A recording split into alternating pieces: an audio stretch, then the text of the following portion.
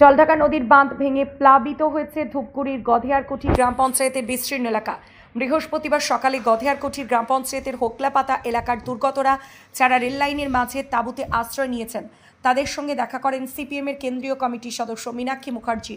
এরপর দুটি rail line পেরিয়ে জলঢাকার বাঁধের মূল ভাঙন এলাকা এবং সবথেকে বেশি ক্ষতিগ্রস্ত এলাকা যেখানে ধ্বংসস্তূপে পরিণত হয়েছে সেই এলাকা পরিদর্শন করে ক্ষতিগ্রস্তদের সঙ্গে কথা বলেন তিনি। মীনাক্ষীকে কাছে পেয়ে দুর্গতরা অভিযোগ করেন একবার জয়েন্ট ভিডিও দেখা পাওয়া গেলেও কোনো বড় নেতা মন্ত্রী তাদের ঘরবাড়ির অবস্থা দেখতে আসেনি।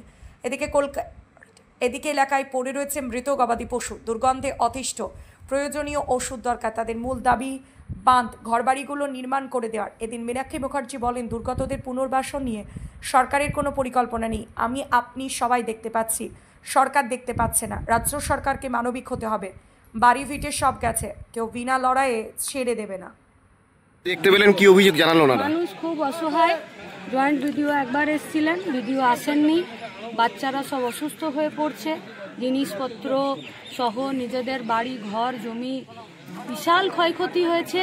এখনো পর্যন্ত সরকারিভাবে কবে তাদের বাড়ি তৈরি হবে, কবে কি নিরাপদ হবে, কবে এইখানটা পুনর্বাসনের ফিরে বসবাস করার মতো হবে, এখনো কোনো প্ল্যানিং নেই। এখন ত্রাণের ব্যবস্থা করছে, কিন্তু এখন থেকেই সরকারকে পরিকল্পনা করতে হবে।